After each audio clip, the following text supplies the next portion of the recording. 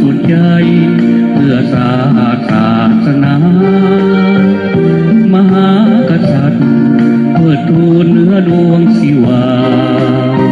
ปวงชนทั่วหน้ามีสิทธิเท่าเทียมกันพันธมิตรโชคมิตรเพื่อเป็นพลังโชคหาแนวทางสามัคคีแน่หนาอยากเห็นประเทศก้าวสู่ความวัฒนาก้าวไกลเดินหน้าสู่ประชาธิปไตยประเทศลาวบ่เคยด้อยชาติอื่นที่พากันตื่นปรับปรุงและแก้ไขนานเกินไปชาติของเราจะพังทลายอธิปไตยคือสิทธิของปวงประชาพันธมิตรผู้ที่ทั้งกายและใจชาติคือรักใครถึงตายต้องรักษาโฮมกันให้มันเผ่าพันธุ์ลาวขึ้นมาพร้อมเพียงทั่วหน้ารักษาประเทศของเรา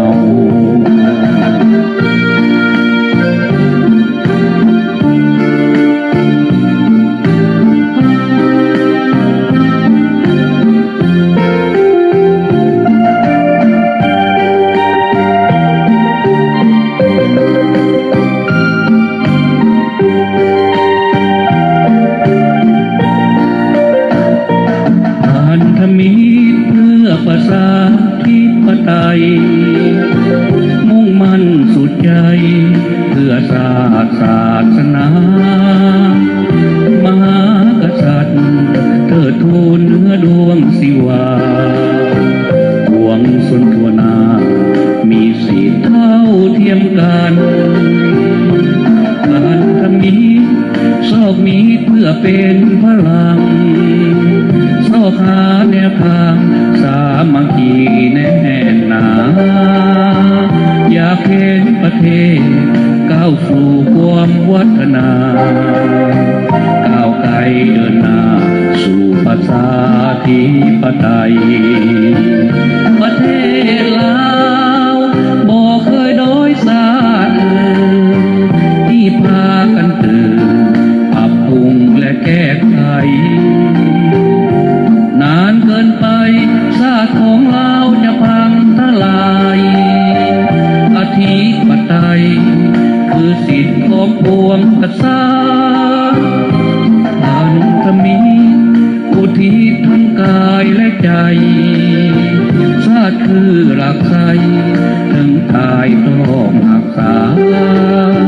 โฮมกันให้มันเผ่าพันธุ์ลาวขึ้นมาพร้อมเพียงทั่วหน้า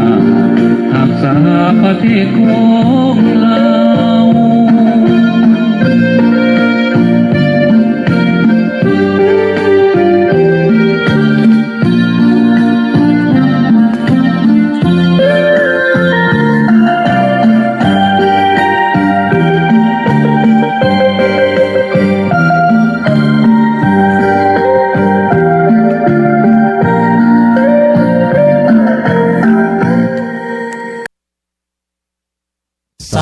ลาวตั้งแต่เดิมมาขึ้นชื่อลือสาอยู่ในอาเซียนสาวลาวผูกพันไมตรีมวลสามัคคีฮักหอมกันหักชาติหักประเทศเฮาหักเจ้าพวกเกศเกษาห่วมหักห่วมศาสนาแต่โบราณมารักษาดินแดนบ่ให้สะใดมาล้วนลาวีรบกวนยากแก่สิ่งเอาให้ขึ้นเขามาดูวุ่นวายสุจนตัวตายทานศัตรูช่วยศัตรูเนื้อเสื้อเผาฟื้นฟูคู่เอาบรรเทาทุกข์กาย สาลาวตั้งแต่เดิมมาขึ้นชื่อลือสาอยู่ในอาเซียนสาวลาวผูกพันไมตรีมวลสามัคคีฮักหอมกันหักชาติหักประเทศเฮาหักเจ้าพวกเกศเกษาห่วมหักห่วมศาสนาแต่โบราณมารักษาดินแดนบ่ให้สะใดมาล้วนลาวีรบกวนยากแก่สิ่งเอาให้ขึ้นเขามาดูวุ่นวายสุจนตัวตายทานศัตรูช่วยศัตรูเนื้อเสื้อเผาฟื้นฟูคู่เอาบรรเทาทุกข์กาย สวัสดีบรรดาท่านที่รับชมในขณะนี้เนาะมื้อนี้ก็เป็นโอกาสอีกมื้อนึงที่ทางพวกเรารายการตั้งโฮมคนดีวิถีชาวบ้านก็ได้มาพบพ่อแม่พี่น้องอีกครั้งนึงเนาะมื้อนี้ก็เป็นมื้อวันที่22เดือน4 2018ก็เป็นมื้องามยามดีอีกมื้อนึงเนาะท่านจึงว่าอยู่ทางต่างประเทศพี่อยู่ประเทศเยอรมันก็มีอากาศสดชื่นแจ่มใสดีเนาะถือว่าอุณหภูมิก็กาย20องศาอันนี้ก็ถือว่าเป็นความสุขเป็นความมันภาคภูมิใจที่สุดของคนยุโรปผู้ที่เพิ่นบ่มีแสงสว่างบ่มีความร้อนพอนะเพิ่นก็ถือว่าเรื่องความร้อนนี่มันเป็นสิ่งสำคัญสำหรับเพิ่นเนาะก็ถือว่ามันก็เป็นจังซั่นเนาะฉะนั้นข้าพเจ้าก็ในโอกาสนี้ก็ขอถามข่าวๆมาถึงพ่อแม่พี่น้องทุกท่านที่ให้การรับชมรายการของพวกเราเนาะตลอดมาจนมาถึงฮอดมื้อนี้เนาะทำข่าวๆถึงคณะและสมาชิกของพันธมิตรเพื่อประชาธิปไตยลาวทุกตัวหน้าที่มีความพยายามบุกบืนเบิกบานเพื่ออธิบายและชี้แจงและอยากให้ประเทศลาวมีเรื่องประชาธิปไตยในเป็นแผ่นดินลาวเนาะอันนี้ข้าพเจ้าก็ฝากความคิดถึงมาทุกคนและก็ฝากถึงพ่อแม่พี่น้องผู้ที่เข้าใจและบ่เข้าใจเกี่ยวกับว่าปัญหาประชาธิปไตยเป็นหยัง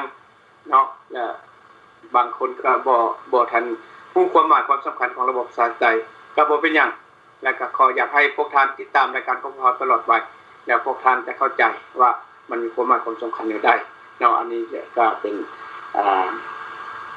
โอกาสดีที่พวกเราได้ออกมาชี้แจงแถลงไขเนาะถึงแม้ว่ามีความผิดพลาดหรือมันมีความบ่ลงลึกอย่างไรก็ตามก็ขอให้อดทนอดฟังไปนำกันเนาะอะไรครับมื้อนี้กับข้าพเจ้าก็มี2ท่านที่มาให้การสนทนาเนาะท่านภาวันจากประเทศสเปนเนาะแสดงความสบายดีรายการท่านสงครามเสญราชจากประเทศฝรั่งเนาะก็แสดงความสบายดีมาถึงพวกเพิ่นเนาะสบายดีแต่คิดอะไรผู้คนจัดรายการให้แก่พวกเขาเนาะอันนี้ก็พวกเขาก็ถือว่าเป็นโอกาสดีที่พวกเขาท่านได้มีคนอยู่หลายเขตหลายแขวงหลายประเทศเนาะทางภายในประเทศก็หลายเนาะก็พวกเขาก็เป็นครอบครัวใหญ่อันนึงเนาะถึงว่าในใดก็ตามเนี่ยพวกเขาก็ฮักแพงช่วยเหลือซึ่งกันและกันให้ความคิดความเห็นนำกันเนาะจึงว่าความเป็นห่วงเป็นใยในบ้านในเมืองแม่นพวกเขามีทุกคนถึงแม้ว่าพวกเขาจะอยู่ภายในประเทศหรืออยู่ต่างประเทศก็ดีเนาะอันนั้นมันมีคำพารุเบื้องต้นเนาะก็เชิญท่านทั้งสองถามข่าวพ่อแม่พี่น้องเนาะก็เชิญท่านภาวัตสบายดีพ่อแม่พี่น้องทุกท่านที่กำลังให้เกียรติติดตามมาฟังเวลานี้เนาะข้าพเจ้าทวัตภาวันจากประเทศเอสปานยอลก็แสดงความดีใจนะพ่อแม่พี่น้องทุกคนที่กำลังให้เกียรติติดตามมาฟังในเวลานี้การทุกๆวันอาทิตย์ข้าพเจ้าก็ได้มาปรากฏตัวอยู่ในนี้เนาะก็แม่นยังและเพื่อแลกเปลี่ยนความคิดความเห็นกับพ่อแม่พี่น้องทุกคนทุกท่านที่กำลังให้เกียรติติดตามมาฟังในเวลานี้เนาะข้าพเจ้าคิดว่าทรัพย์สมบัติของเมืองลาวกับพวกเฮาเป็นพวกเฮานี่แหละยังเหลือแต่พวกเฮานี้เป็นสมบัติส่วนสุดท้ายหรืออาวุธส่วนสุดท้ายสิ้นสุดท้ายของพวกเฮาเนาะลูกปืนลูกสุดท้ายที่พวกเฮาจะต้องเอามาใส่เพราะฉะนั้นแหละผู้ค้าจึงได้มีความภาคภูมิใจดีใจที่มาเว้ากับพ่อแม่พี่น้องทุกคนทุกๆวันเสาร์วันอาทิตย์นี่ก็เพื่อว่าเฮาสิแลกเปลี่ยนความคิดความเห็นซึ่งกันและกันมันก็เป็นโอกาสอันดีที่สุดเพราะว่าเว้าเทื่อนึงยามเดียวเฮาสามารถเว้ากันได้หลายคนสำบาเนาะหลายร้อยหลายพันคนในเวลาเดียวยามเดียวเมื่อคราวเดียวนี่นะจังซี่นะก็ถือว่าแม่นเฮาต้องได้สวยใส่โอกาสตัวนี้ให้เป็นคุณค่าที่สุดนะเพื่อว่าความเข้าใจของพวกเฮานี่ล่ะการย้อนถ้าว่าพวกเฮาได้ปากได้เว้ากันจังซี่ไปแล้วนี่มันก็ความเข้าใจก็สิมีขึ้นพวกเฮาเข้ากันบ่ได้พวกเฮาได้นั่นเสียนี่ผ่านมาก็ถือว่าเป็นบทเรียนเนาะอันล้ำค่าพวกเฮาให้ซื้อแห่งสัตว์ขอบใจครับเจ้าขอสบายดีเนาะพี่น้องญาติพี่น้องทุกท่านผู้ชมผู้ฟังข้าพเจ้าเป็นสมคามสัญราชจากประเทศฝรั่งเศสที่มาออกรายการนี้ก็ถือว่าดีอกดีใจที่สุดเพราะว่า ได้มาแสดงความคิดความเห็นเกี่ยวกับศาสตร์บ้านเมืองของพวกเราเนาะในส่วนตัวแล้วอยู่ฝรั่งเศสพุ่นก็ถือว่ามีความสุขสบายแล้วมีทุกสิ่งอย่างในการดำรงชีวิตมีความมั่นคงมีการรับประกันทางด้านสุขอนามัยเรื่องเจ็บเรื่องเป็นบ่มีโรคบ่ต้องห่วงอย่างหมดเนาะก็คือทุกท่านก็จะฮู้แต่ว่าสิ่งที่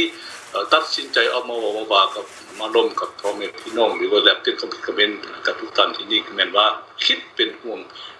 วงศาสตร์บ้านเมืองเฮาทุกคนก็อาจจะตั้งคำถามด้วยกันว่าอ้าวศาสตร์เฮานี่มันเป็นแนวใดจึงบ่ก้าวบ่ไกลจังบ่ก้าวหน้าคือศาสตร์อื่นเขาทั้งที่ว่าอยู่ข้างประเทศเฮาก็มีตัวอย่างให้เห็นหลายประเทศที่เขาจะมีความก้าวหน้าสิบได้ด้วยเหตุใดศาสตร์บ้านเมืองเฮาจะบ่คือหมู่นะอันนี้ก็ตั้งนั้นเองจังว่าได้ตัดสินใจเสียสละเนาะกล้าเสี่ยงคือทุกท่านนั่นแล้วเนาะว่าเพราะว่าออกมาจังซี่ก็ถือว่าเฮาก็ต้องมีผู้ที่บ่เห็นพ้องนำเฮาหรือมันมีศัตรูที่ว่าผู้เป็นเฮาแล้วเข้ามาเข้าใจว่าผู้ที่เป็นศัตรูของเฮาก็แม่นผู้เพิ่นรักษาผลประโยชน์ส่วนตัวเพิ่นนั่นแหละกันถ้าเพิ่นเห็นแก่ชาติแก่บ้านแก่เมืองแล้วเฮาก็ถือว่ามันเฮาก็บ่มีศัตรูหยังเลยเนาะเฮาเพราะว่าทุกสิ่งอย่างที่รายการทุกความบอกความว่าก็แน่ใส่จักเห็นชาติบ้านเมืองเฮานี่มีความเจริญก้าวหน้าเนาะขอเข้าใจท่านตรงตามก็ขอบใจทั้งสองท่านที่ให้ความทำข่าวๆมาถึงพี่น้องเนาะก็จังซั่นแหละจังว่าพวกเราก็ทุกคนอยู่ทางต่างประเทศพี่ก็เรื่องความพร้อมก็พร้อมเนาะทุกอย่างเรื่องส่วนตัวแล้วก็อยู่ที่กระบวนการบ่เกินอย่างที่ทางท่านสงครามว่ามาอีหลีเนาะก็อย่างท่านแก่ก็มีเงินเดือนมีสุขภาพเงินประกันภัยทุกอย่างพวกเขาครบหมดแต่ว่าก็เป็นห่วง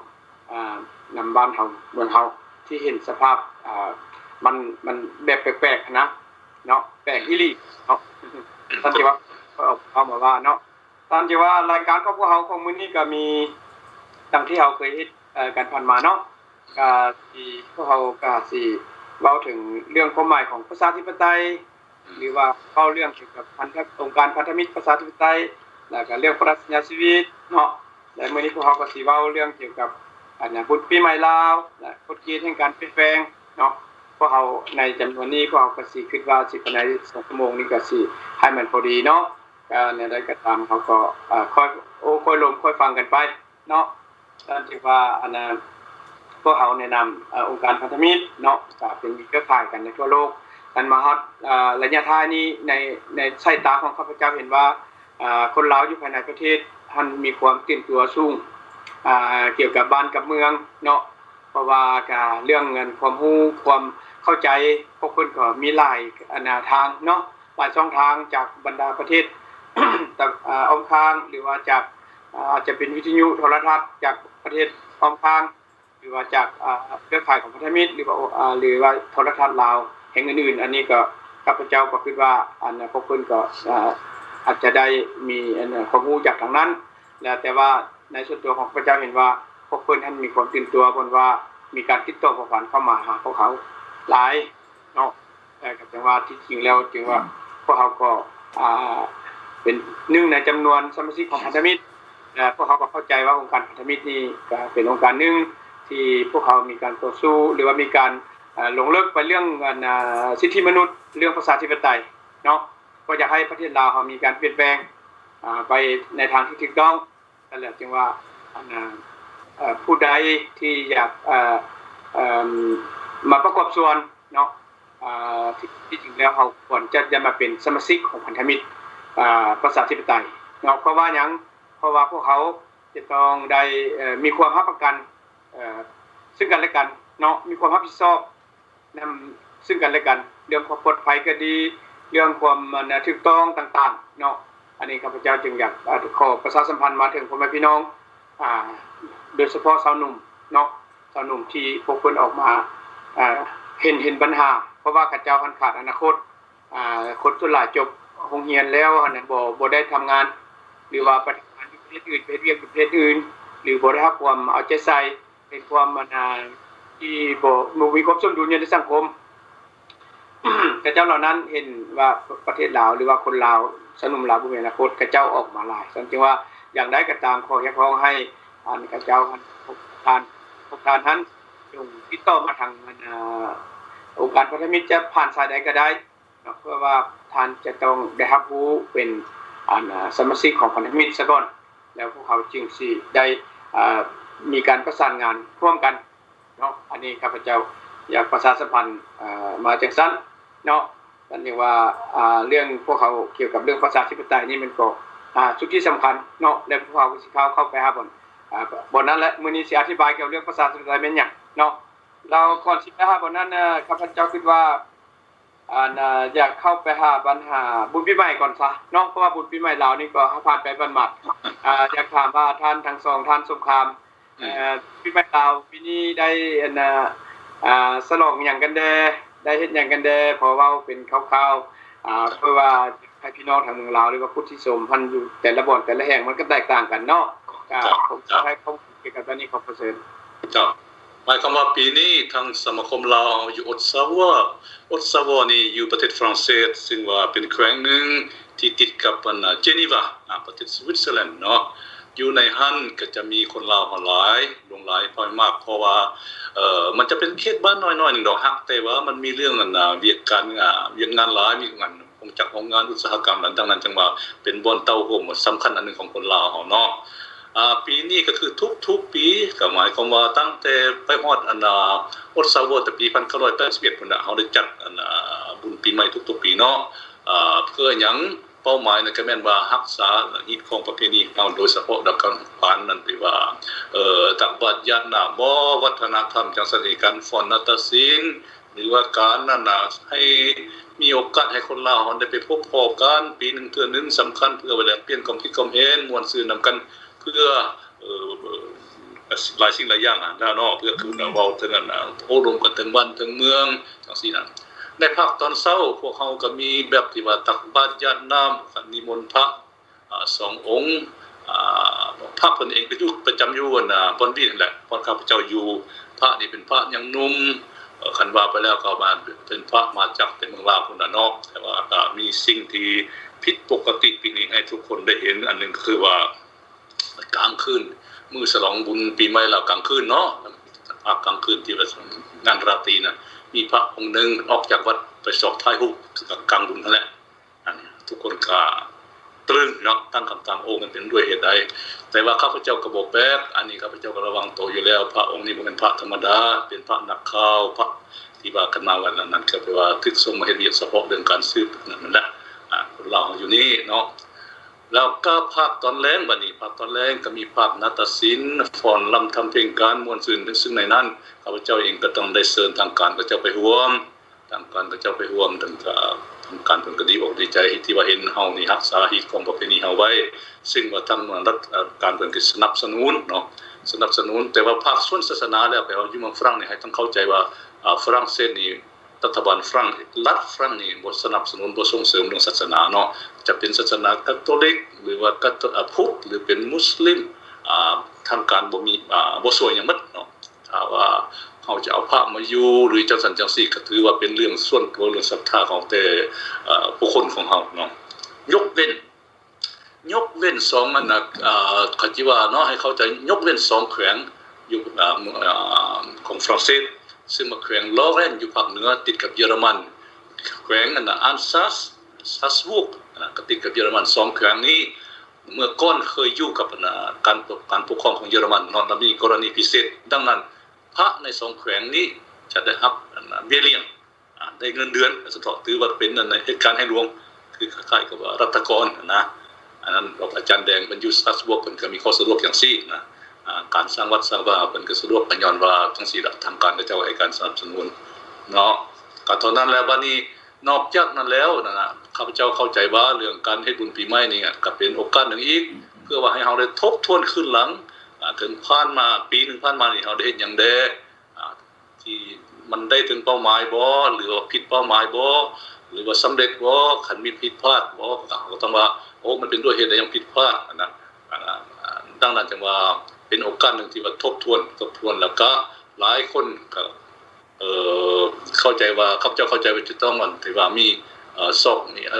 ภาษาฝรั่งให้ resolution เนาะหรือว่า resolution เนาะภาษาอังกฤษก็แสดงว่าโอ้ปีหน้าเฮาสิจังได๋ตั้งจิตตั้งใจว่าสิเฮ็ดอันใดให้สำเร็จอันนี้ก็ถือว่า ทุกปีอันนี้เขาเจ้าในฐานะที่ว่าเป็นประธานสมาคมอยู่เขตนี้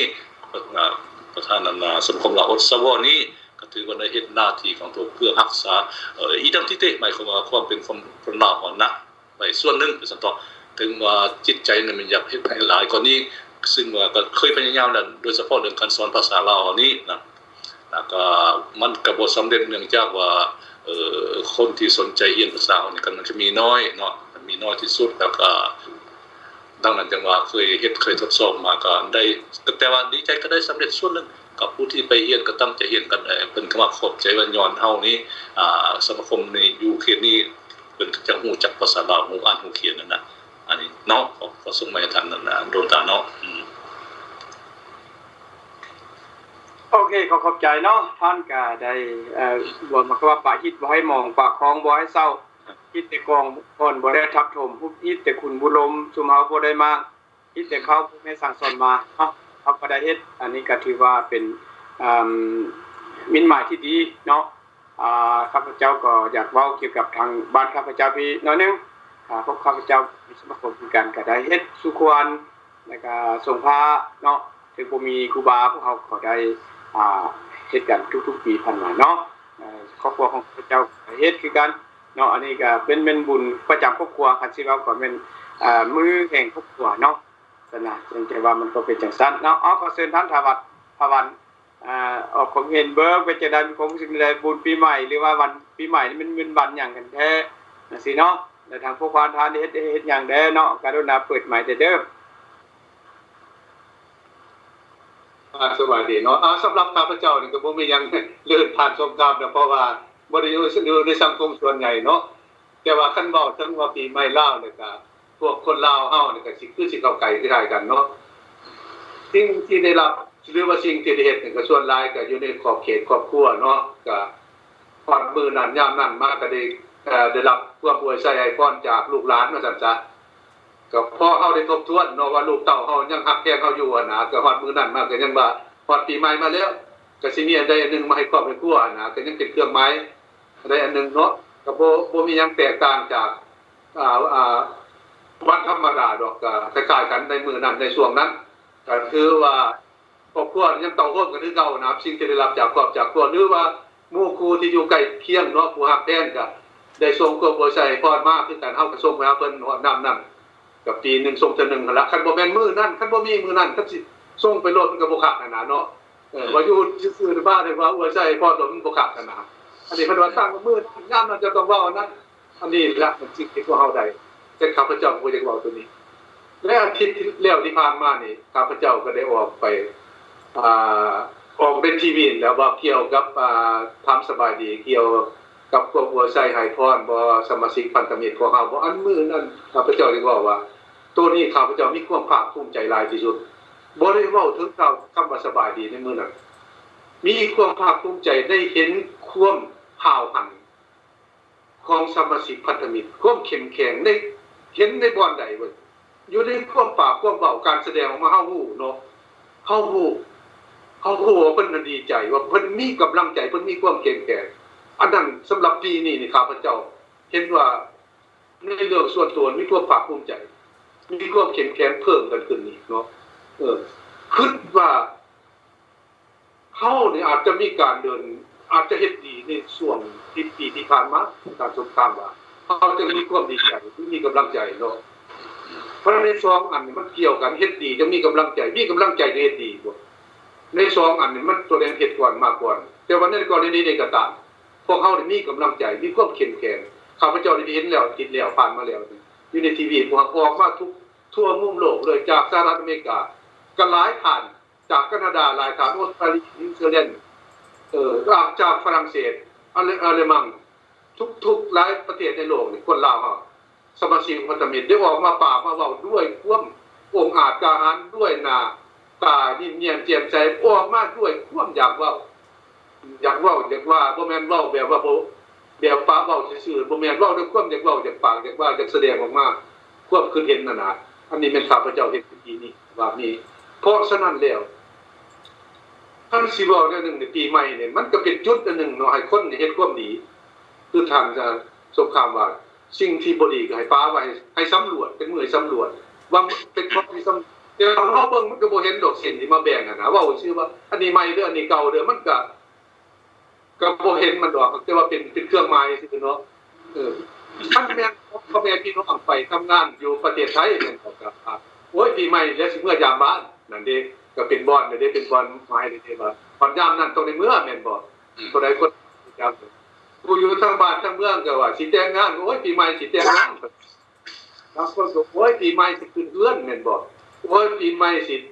ก็สิเป็นแนวดีๆแล้วส่วนหลายก็ได้เนาะสิปาลูกปาเมียบ่ว่าดีนั่นก็แม่นเว้าบ่เป็นแนวดีนะแนวใดเป็นคนดีมาเว้าในยามปีใหม่นะ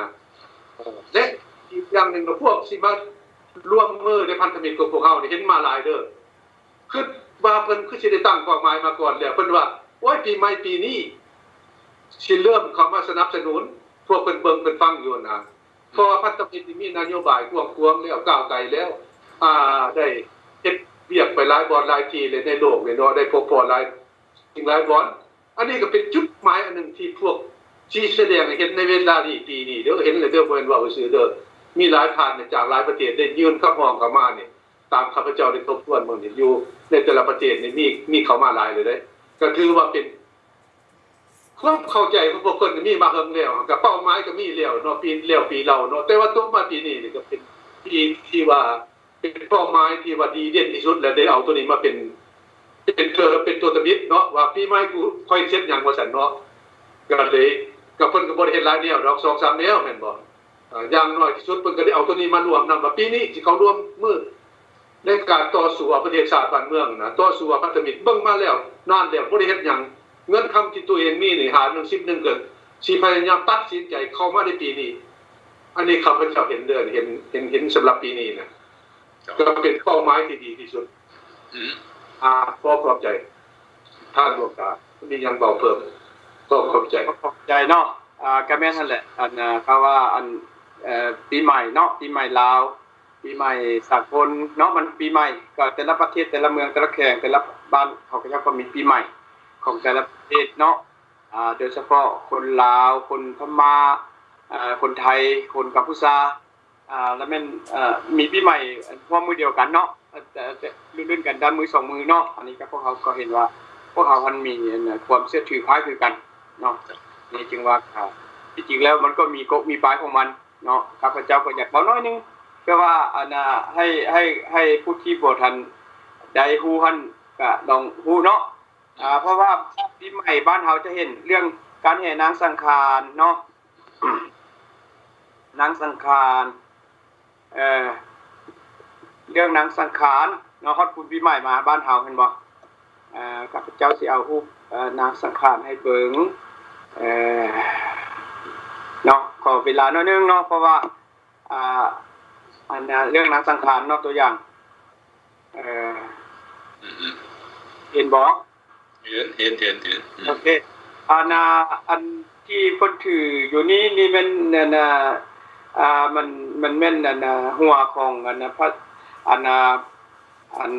พญาหรือว่าพญากบิลพรหมว่าซั่นนี่นะอันนี้ก็อยากเว้าน้อยนึงเนาะว่าสั้นๆเพราะว่าที่จริงแล้วศาสนาพุทธนี่ก็ของพวกเรานี่ก็เกิดมาจากศาสนาพราหมณ์ศาสนาพราหมณ์ก็คืออินเดียนั่นแหละศาสนาฮินดูนะเพิ่นมักจะมีนิทานหรือมีนิยายต่างๆเนาะแล้วคนก็ปฏิบัตินำนั้นแล้วก็ห้องหอยของตัวนี้นี่ก็ได้ติดทอดมาแต่ยามนั้นพุ่นแหละสั้นมือบุญปีใหม่นี่แม่นมือระลึกถึงคุณงามความดีของผู้ที่มีพระคุณเนาะอาจจะเป็นพ่อแม่อาจจะเป็นบรรพบุรุษอาจจะเป็นผู้ที่มีคุณงามความดีต่อเราเนาะต่อประชาชนชาวลาวก็คือชาวโลกนั่นแหละอันนี้พวกเขาก็ระลึกที่จริงมันเป็นไปแนวนั้นเนาะแล้วที่จริงแล้วเป็นอย่างจึงค่อยมีหัวนี้เพราะว่ามีตามนิทานเพิ่นว่าพญากบิลพรหมนี่มาช่วยกับท้าวธรรมบาลกุมารเพิ่นว่าแล้วมี3คำถามเนาะแล้ว3คำถามนั้นแนวใดข้าพเจ้าสิบ่กล่าวถึงเพราะว่ามันสิกินเวลาหลายแล้วได้ตัดว่าถ้าว่าผู้ใดถ้าท่านเท่า ธรรมบาลท่านตอบได้หมายความว่าต้องตัดอันศีรษะของอันพญากบิลพรหมนี้เนาะผู้เพิ่นนี่เป็นพระพรหมเนาะแล้วอันถ้าหากว่าอันตัวบ่ได้ก็มันก็ตัดขอพูดตรงกันข้ามนะแล้ววันนี้ในที่สุดแล้วมันเท่ากับกรรมบาลภูมิมาท่านสามารถตอบได้ฉันจะต้องได้ตัดคอของผู้อันนั้นนี้ซะนะการตัดคอแล้ววันนี้นี่เพิ่นนี่มีลูกสาว7คนแล้วปัญหาก็คือว่าคันหากว่าถูกตัดคอลงไปแล้ววันนี้เพิ่นนี่มีอภินิหารถ้าหากว่าปะไว้บ่ธรรมดาจะบ่ได้คันปะบ่ได้แล้วจึงว่าเฮ็ดจังได๋เนาะคันปะบ่ได้แล้วถ้าว่าปะไว้น้ำก็จะแห้งปะไว้ถึงอากาศก็แดดจะไหม้หั่นนะจะปะไว้บ่ธรรมดาบ่ได้ฉันจะต้องเฮ็ดได้จึงปรึกษากับลูกทั้ง7ถึงว่าเพิ่นท่านมีลูก7คนลูกสาว7คนหั่นนะท่านจึงว่าต้องได้ไปปะไว้ในถ้ำหั่นนะท่านจึงว่าการเฮ็ดบุญปีใหม่นี้แม่นการอัญเชิญพระเกษียณของพ่อผู้บิดาของเพิ่นมาฮดส่งเนาะพวกเขาจึงเฮ็ดพิธีฮดส่งกันนี่นะท่านจึงว่าการฮดส่งกันนี่จึงค่อยมีการฮดส่งหมายความว่าผู้ตัวอย่างเขาคือพวกเขาเรียกลูกหลานที่เขาไปฮดส่งพ่อแม่ไปแสดงความสุมาคารวะเห็นบ่อันนี้มันเป็นจังซั่นแล้วก็ฮดส่งพระพุทธสงฆ์เนาะพระพุทธรูปต่างๆเนาะมันเป็นจังซั่นอันเกี่ยวกับเรื่องที่มาของมันนะท่านจึงว่าคือเขาเห็นบ่คือปีนี้นี่มันคือวันเสาร์วันมื้อสังฆันสังฆันเนาบ่นะแล้วมันจึงค่อยว่าขี้นกยุงเนาะนางทั้ง7นี่หมายความว่าแต่ละปีท่านมันถ้าหากว่ามื้อสังฆานถึงมื้อใดหรือถึงวันจันทร์ก็ชื่อว่าก็ขี้เสือเนาะชื่อเพิ่นก็โทระคาเทวีจังซี่นะวันอันนี้เป็นวันจันทร์วันอังคารก็เป็นขี้หมูวันพุธก็วันขี่ม้าวันพฤหัสก็ขี่เสือขี่ช้างเนาะหรือว่าวันศุกร์ก็ขี่ควายวันเสาร์ก็ขี่นกกระยุงเนาะแล้วก็วันอาทิตย์นี่ก็มันขี่พญาครุฑเนาะที่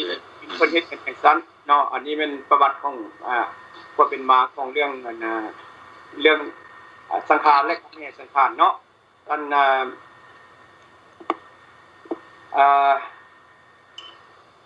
พระเจ้าอยากมาเว้าเรื่องความหมายของการ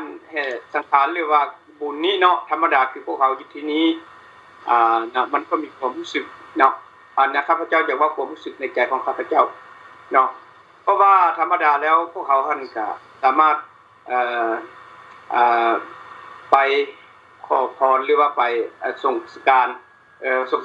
ส่งฮดส่งน้ำให้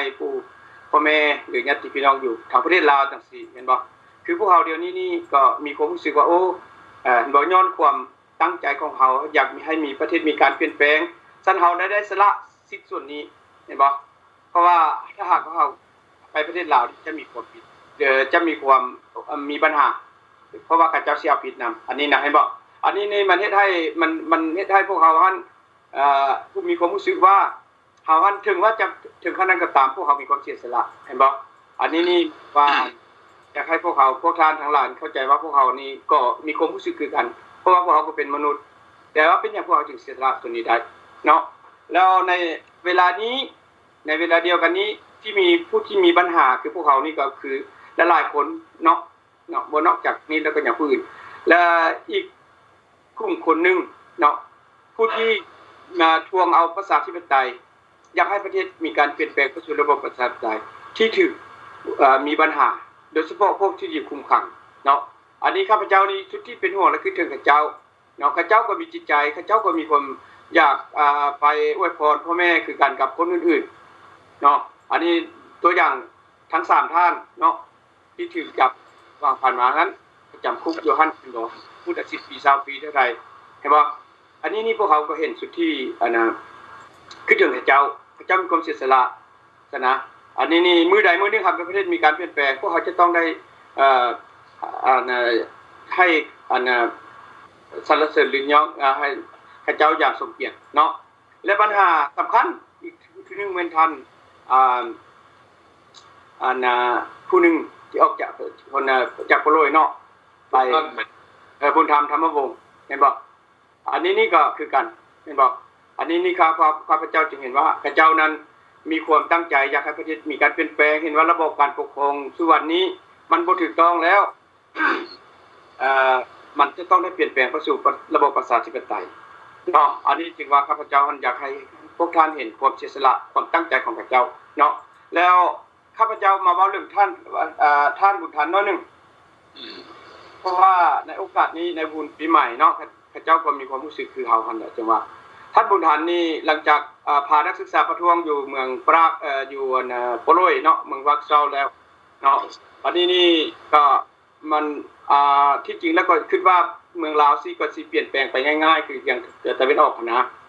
ท่านมันก็เปลี่ยนไปง่ายดังเขาคิดแล้วท่านนี่จึงมาสรุปศึกษาของว่าโอ้คันเฮาสิอยู่ต่างประเทศนี่นะมันยากมันจะต้องอยากให้มีการเปลี่ยนแปลงต้องมีกระบวนการที่เกิดขึ้นอยู่ภายในประเทศนะท่านนี่จึงค่อยตัดสินใจเข้าไปในประเทศเห็นบ่โดยที่อาศัยเงื่อนไขที่ท่านมีเห็นบ่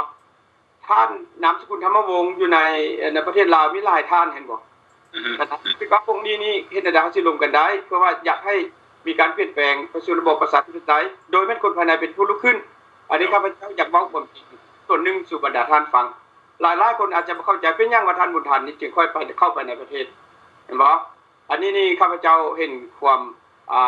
สำคัญว่าลาวพวกเพิ่นนั้นมีความตัดสินใจสูงอาถรรพ์จริงๆเนาะนั่นอย่างว่าอันนี้แหละครับมันเว้าเรื่องบุญปีใหม่เว้าเรื่องบุญงามครอบครัวมาแล้วข้าพเจ้าจึงขึ้นถึงข้าเจ้าเนาะอันนั้นมื้อใดมื้อหนึงพวกเขาจะต้องได้ให้นามข้าเจ้าเป็นวีรชนนะครับอันนี้อย่างสมเกียรติเนาะแต่ว่าในโอกาสนี้ข้าพเจ้ามีเพลงนึงและแต่งให้ท่านหลวงตาข้าพเจ้าขอเพิ่มเติมน้อยนึงเนาะเกี่ยวกับเรื่องบุญปีใหม่เนาะครับเจ้าขอโทษเนาะหมายความว่าพิเศษอันนึงบุญปีใหม่ของพวกเฮาอยู่ข้าพเจ้าอยู่อดซะวัวปีนี้เพราะว่ามันถึงมือเดียวกันระหว่างสมาคมเฮาอยู่เขตบอนลีนอยู่เฮาอยู่อดซะวัวกับทางสถานทูตลาวอยู่เจนีวาถึงวันที่14คือกันว่า2สถานที่นี่อยู่ใกล้กันบ่ฮอด25กิโลเมตรเนาะแล้วก็เขตนั้นข้าพเจ้าอยู่นี่เนี่ยก็เป็นเขตที่มีคนได้รับเหรียญคำสอบแต่หลายคนได้ใบย่องๆเนาะข้าพเจ้าก็อยากทดสอบอยากเบิ่งได้ว่าโอ้ปีนี้เบิ่งเด้อผู้คนเฮาอยู่นี่น่ะมันสิเป็นจังได๋นั่นไม่ว่าถือมือเดียวกันนี่น่ะแต่ปรากฏว่าก็หลายคนก็ไปบุญลาวบุญที่ข้าพเจ้าจัดขึ้นนี่จนว่าบางคนได้กลับเมื่อเฮือนซื่อๆเนื่องจากว่าบ่มีบ่นั่งก็แสดงว่าภาคภูมิใจว่าคนเฮายังเข้าจะยังลีกบ่ไปแบบที่ว่างมง่ายไปสนับสนุนที่ว่าทูตนั่นน่ะที่ว่ามาให้คำมั่นสัญญาแบบลมๆแรงๆนั่นน่ะก็ซึ่งเฮาก็เข้าใจซึ่งว่าจำนวนนึงก็แม่นว่าผู้ที่ว่าเข้มแข็งเฮ็ดคึกคักกับสถานทูตก็แม่นส่วนหลายมันเสื้อพวกเวียดที่อยู่ลาวนั่นแหละนะลาวเวียดนี่นะอันนี้ก็ถือว่าเขาเจ้ามีบทบาทสำคัญอยู่นี่เนาะอยากเพิ่มเติมให้ทุกคนรู้จักจังซั่นน่ะก็ว่าเขตนี้เป็นเขตกันบอกว่าแล้วฝ่ายสายแข็งแรงก็แก่นย้อนยังก็ย้อนว่าคนส่วนหลายนั่นก็เป็นคนที่ว่าอันนี้เฮาก็บ่ได้เว้าเสียไปเนาะเป็นระดับกรรมกรธรรมดาจังซี่นะเฮ็ดเวียกธรรมดาจังซี่แล้วก็บ่มีการศึกษาอันใดเท่าใดสูงพอที่จะเข้าใจปัญหาของศาสตร์ได้เมื่อเวลาที่เจ้ามาสักส่วนให้เกียรติโอ้ยถือเป็นเซี่ยวเป็นฮักจังซี่ก็เพิ่นก็ตื่นคือเป็นจังซี่นะอันนี้ก็ว่าขอให้ทุกคนเข้าใจว่าข้าพเจ้าอยู่เขตนี้คือว่าได้พยายามจึงอยู่นี่แหละจึงอยู่โอเคท่านหลวงตาต่อเนาะโอเคเนาะข้าพเจ้าขอร้องเพลงนึงที่ข้าพเจ้าแต่งให้ท่านบุญทันเนาะท่านบุญทันบ่ได้มีความผิดเพียงเสนอแนวคิดแบบประชาธิปไตยและพรรคการเมืองภาษาตองเป็นใหญ่มีความปรองดองเล่านกเล่าในจำเป็นต้องได้เปลี่ยนการปกครองเป็นน่าเศร้าโศกและปวดสมองหากความถูกต้องในลาวมันบ่มีกินสินบนพวกรัฐมนตรีกรมการเมืองเป็นหุ่นเวียดนามอีหลีจึงแต่งคดีแบบอภิให้บุญทันศาลตัดสินบ่มีทนายมันอันตราย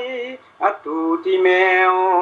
โทษการเมืองสาวโลกบ่มีแล้วเสียงห้องเซลปล่อยได้แล้วบุญทันผลงานดีเด่นบุญทันเคยมีเสาใดละตีพักเดียวปกครองเมืองคุณให้เบียดสัตว์ลาวมนมองสิทธิมนุษย์และความถูกต้องเคยประกาศกองนักศึกษาพาขบวนอันนี้เป็นเพลงที่ข้าพเจ้าและนึกถึงท่านบุญทันที่มีความกล้าหาญนักศึกษาประท้วงอยู่เมืองปรากแล้วเข้าไปในประเทศก็อยากไปส่งเสริมเรื่องภาษาธิปไตยไปอธิบายเรื่องภาษาธิปไตยแต่ว่าย้อนว่ารัฐบาลลาวนี่เป็นหุ่นเวียดนามอีหลีแต่งคดีแบบอัปปีให้บุญทันอันนี้ข้าพเจ้าได้แต่งไปจังซั่นแต่ข้าพเจ้าคิดว่าสำหรับเรื่องเกี่ยวกับรายการขอโทษอีกกันอีกที่ท่านบอกมาถึงท่านบุญทันนี่นะข้าพเจ้ามื้อเช้านี่ก็ได้ฟังข่าวซึ่งว่าลูกหลานเฮาอยู่หุ้นการต่อสู้คุณออกความคิดความเห็นตั้งคำถามมันนะตั้งคำถามว่าเป็นหยังตำรวจเวียดนามจึงมีสิทธิ์มาจับคนอยู่เมืองลาวเฮานะเห็นบ่ทั้งที่มือกันว่าทางการแล้วโดยทางการลาวเฮาก็ถือเป็นประเทศที่ว่ามีอธิปไตยนะมีเอกราชเป็นด้วยเหตุเวียดนามจึงมีสิทธิ์มีตำรวจมาจับนะอันนี้แหละเฮาจึงเข้าใจเป็นที่นั้นเป็นที่จะแจ้งว่าลาวนี่เป็นส่วนหนึ่งของเวียดนามนะคล้ายๆกับว่าเวียดนามนั้นเป็นแบบที่เป็น Federation เป็นแบบที่สหพันธ์กันแบบที่ว่า FBI สามารถไปทุกรัฐของอเมริกาจังซี่แหละอันนี้แหละผมว่าอาจจะจัดแจงที่สุดพี่น้องเลยว่าให้มาคิดช่วยกันในจังได๋บ้านเฮานี่ตกในอยู่ในสภาพอันตรายที่สุดอันนี้อย่ามาอยากเรียกร้องให้ทุกคนได้มาคิดมาซอกแก้ไขปัญหาของชาติเฮานำกันเนาะต่อไปจะว่าขอเสนอท่านตรงต่อเนาะโอเคขอบใจจังหวะนี้แหละอันนี้แม่นเรื่องเกี่ยวกับบุญปีใหม่เนาะขั้นต่อไปนั้นครับที่จริงแล้วพวกเราก็มีเรื่องปรัชญาชีวิตอะไรเรื่องปรัชญาชีวิตนี้อยากให้ส่วนท่านคิดหน่อยนึงว่าพวกเขาเนี่ยจำเป็นจะต้องได้ออกมาช่วยกันคิดช่วยกันคำช่วยกันง่ำช่วยกันลิ้นช่วยกันปีนช่วยกันอธิบายอันนี้พวกเขาจะต้องได้อธิบายค่อยเนาะค่อยคิดค่อยคำค่อยง่ำค่อยศึกษานั่นแหละจังว่าค่อยคิดค่อยคุยค่อยลุยค่อยสู้นั่นบอกค่อยประกอบความเห็นค่อยประกอบความรู้เพื่อความก้าวหน้าของชาติบ้านเมืองเนาะอันนี้พวกเขาอยากให้พวกท่านค่อยออกมาค่อยคิดนำกันเนาะพวกเขาท่านจึงว่าในนามองค์การพันธมิตรเพื่อประชาธิปไตยในลาวนี่มันมีความตั้งใจเนาะอยากให้เมืองลาวมีการเปลี่ยนแปลงไปสู่ประชาธิปไตยมีหลักการเมืองปกครองที่มีกฎหมายเนาะเป็นประเทศที่มีกฎหมายเป็นประเทศที่มีความนับถือสิทธิของมนุษย์เนาะนั่นเองว่าข้าพเจ้าก็เคยแต่งก่อนไว้ว่าพันธมิตรส่วนท่านคิดส่วนท่านคุยส่วนท่านลุยส่วนท่านสู้ประกาศตนเองให้โลกรู้ว่าจะสู้เพื่อลาวพันธมิตรมีใจกว้างเป็นห่วงชาติศาสนาเป็นห่วงพ่อแม่พี่น้องเป็นห่วงญาติมิตรปวงประชาที่ถูกปิดปากปิดหูและปิดตาให้ออกมาเนาะมีปากให้ได้จามีตาให้ได้ดูมีหูให้ได้ฟังมีความหวังในความเป็นคนเนาะอันนี้เป็นความจริงพันธมิตรนี้พวกเขาก็ต่อสู้ทางด้านสิทธิมนุษย์เนาะพวกเขาไปพวกเขาไปทางนี้เพราะว่าทุกวันนี้มันชาวโลกบ่ต้องการสงครามพวกเขาบ่ต้องการสงครามบ่ต้องการความรุนแรงเนาะคือว่าท่านผู้ที่ฟังอยู่ทางบ้านอาจจะเป็นประชาชนก็ดีอาจจะเป็นพนักงานทหารตำรวจก็ดีเป็นสมาชิกพรรคคอมมิวนิสต์ก็ดีหรือเป็นรัฐบาลผู้ใดผู้หนึ่งก็ดีนะก็อยากให้คิดว่ามันมีกฎเกณฑ์ของการเปลี่ยนแปลงมันสิเปลี่ยนแปลงเขาสิเปลี่ยนแปลงยามนี้หรือสิยามหน้าเท่านั้นถึงแนวใดก็ตามถ้ามีการเปลี่ยนแปลงดีที่สุดมันเปลี่ยนแปลงยามนี้เนาะเพราะว่าบ้านเฮาสิได้มีการเป็นเอกราชสิบ่ขึ้นกับเวียดนามคือดังการสงครามว่ามาหั่นอันนี้พวกเขาก็มีความคิดความเห็นอย่างนั้นแหละเนาะอันนี้มันเกี่ยวกับเรื่องงานบุญปีใหม่และเรื่องปรัชญาชีวิตมันจังซั่นเนาะแล้วต่อไปนี้พวกเขาอยากมาเว้าเรื่องประชาธิปไตยเนาะก็อยากให้ท่านทั้งสองประกอบความคิดความเห็นเบิ่งว่าประชาธิปไตยนี่น่ะมันสมควรมีบ่หรือว่าลมๆแรงๆจังได๋หรือว่าสิให้ข้าพเจ้าเว้าก่อนบ่ก็ตามใจเนาะแม่นได้เสนอให้ครับบอกก่อนจ้ะเพราะว่าโอเคเนาะต้องการเริ่มต้นก่อนก็ได้การขอบใจเนาะทั้งสองท่านที่ให้มีโอกาสแก่ข้าพเจ้าที่จริงแล้วท่านก็คือที่ทางที่เฮาฮู้แล้วว่าเวลามีการเปลี่ยนแปลงเนาะอันสงกรานต์เห็นบ่ก็บุญสงกรานต์บุญปีใหม่เห็นบ่แต่ละปีมันก็เปลี่ยนแปลงแปรไป การเปลี่ยนแปลงของเวลานี่มันบ่เปลี่ยนแปลงไปเฉยๆนะพี่น้องมันเพราะเฮ็ดให้เฮาหั่นน่ะตัวเลขอายุก็ดีตัวเลขตัวอย่างก็เพิ่มขึ้นเนาะแต่ถ้าเฮาบ่ฮู้มีความรู้สึกในการเป็นต่อปัญหาการเปลี่ยนแปลงนี้เฮ็ดให้เฮามันจะบ่ฮู้จักตัวเองเนาะบ่ฮู้บ่ปรับตัวเองที่กับสภาพเนาะเรื่องประชาธิปไตยนี่ข้าพเจ้าอยากมาอธิบายน้อยหนึงเกี่ยวกับพ่อแม่พี่น้องเพราะว่าพันธมิตรเพื่อประชาธิปไตยเนาะกระบวนการประชาธิปไตยสาธารณรัฐประชาธิปไตยประชาชนลาวจังซี่น่ะอันอยู่ใช้ก็มีแต่ประชาธิปไตยมันหยังกันแท้เนาะ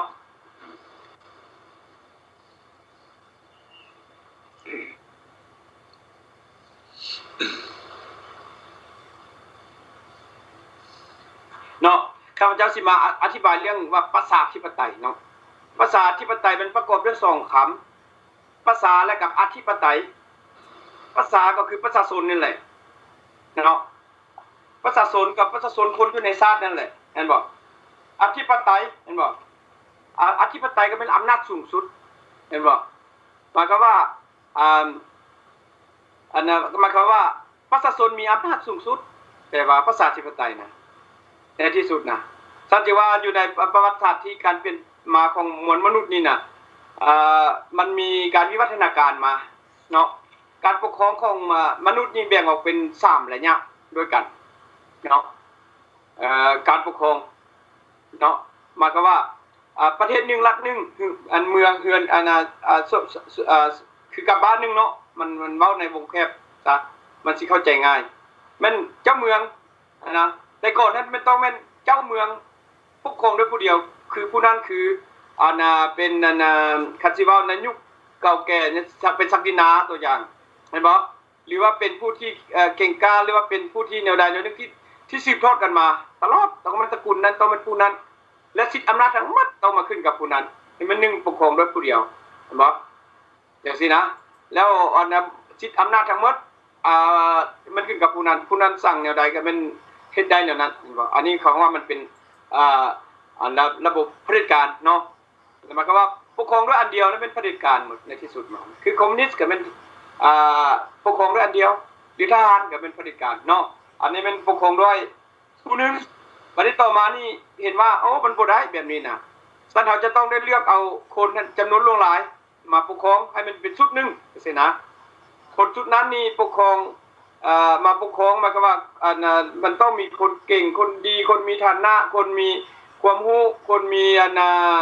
ความฉลาดรักแหลมพอนะเพื่อมาปกครองบ้านเมือง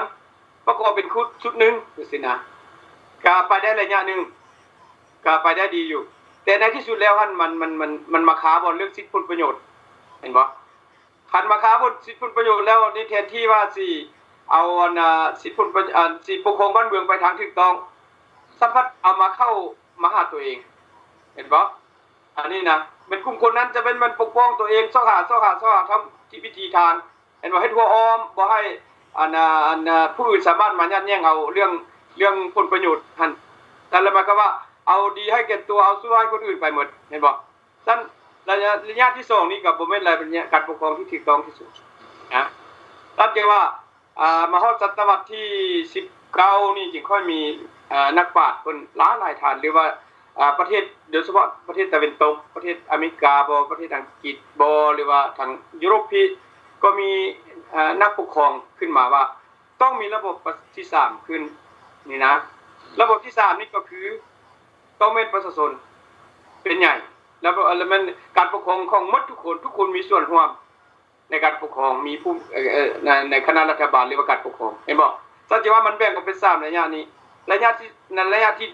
3นี่เป็นระยะที่ดีที่สุดเนาะสำหรับพวกคอมมิวนิสต์เขาเจ้าก็พยายามอยากให้มีการ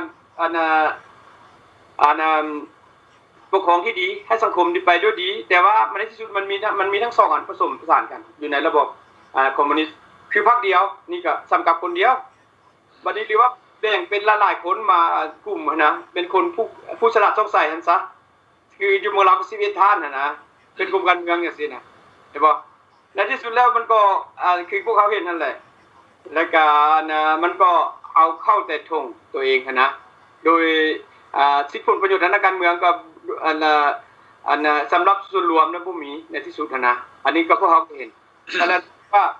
อันอยู่อันทางตะวันตกพี่เห็นคือที่ท่านอับราฮัมลิงคอล์นเพิ่นก็จึงมาแต่งว่า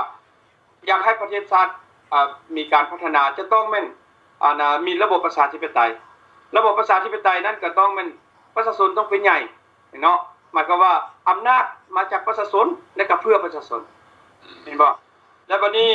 ท่านอดีตนายกรัฐมนตรีของอังกฤษก็ว่าวิสตันเซอร์ซิลเพิ่นก็ว่า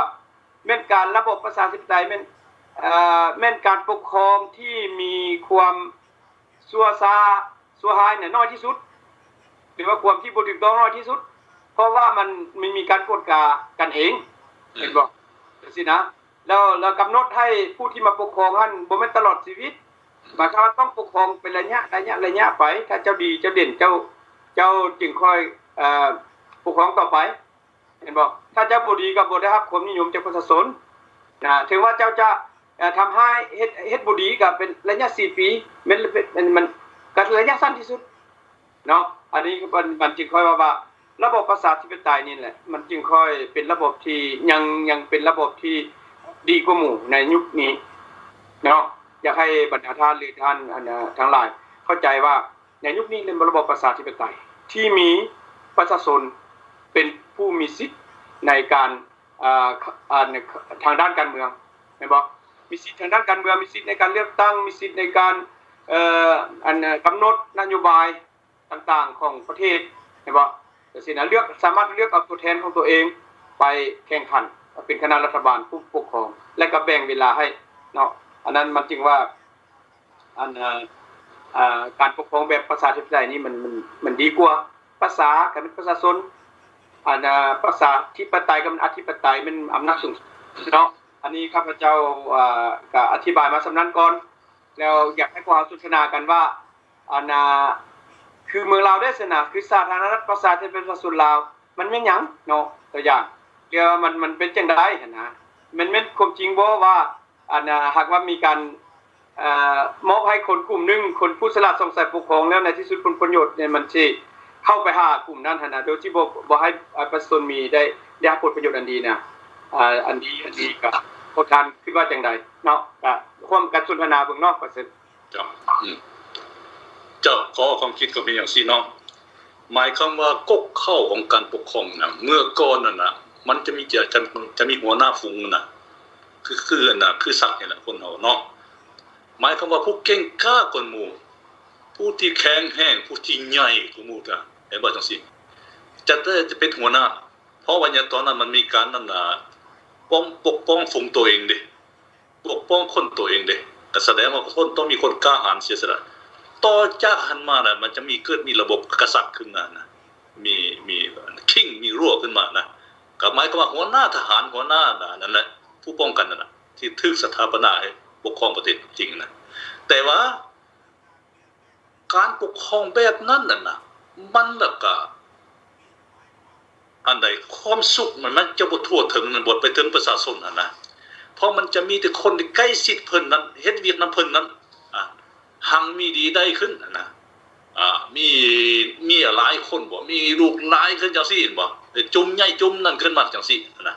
แต่ว่ามันบ่ถึงกับเป้าหมายที่แท้จริงของการปกครองคือว่าอยากให้คนในชาติในฝูงนั้นทุกคนมีอยู่มีกินนะหลังจากนั้นมาบ่มันถือว่ามันใส่บ่ได้แบบนี้นะจะมีค่อยๆมีการนั่นน่ะเปลี่ยนแปลงขึ้นมาต่อมามันเป็นระบบที่ว่าบิโรคราซีหมายความว่าเป็นคณะนี่มันจีนนี่พาเฮ็ดก่อนนะหมายความว่ากษัตริย์เพิ่นน่ะจะเอาคนเข้ามาบริหารประเทศช่วยเพิ่นแบบที่ต้องผ่านการทดสอบผ่านการทดสอบเซ็งกันเข้ามาเลยเซ็งดังฮู้มีเอาความรู้มาวัดแทกกันเรียนหนังสือตอนนั้นเห็นบ่ผู้ใดที่ว่ามีความรู้ความหยังได้เข้าไปเฮ็ดการเฮ็ดหยังได้คือกับบ้านเฮาคือกันเห็นบ่แม้แต่เสี่ยงซื่อๆก็ต้องได้เข้าไปว่าเสี่ยงได้เรียนหนังสือได้นำพระนำหยังได้อยู่วัดอยู่ว่าบ่เข้าไปเอาคนดีมีการศึกษามาแต่ว่าระบบนี้ก็คือกันบ่สามารถที่จะว่าสร้างให้ความยุติธรรมของสังคมได้ก็แปลว่ามีคนจุ่มนึงขยายออกจุ่มนึงแปลว่าใหญ่ขึ้นตื้มหักแต่ว่า หมายความว่าคนทั่วไปอยู่ในประเทศนั้นน่ะมันบ่ได้รับความยุติธรรมบ่ได้รับผลประโยชน์นำหั่นน่ะจังก็มาเปลี่ยนขึ้นมานี่เปลี่ยนจะมาเอาระบบที่ว่า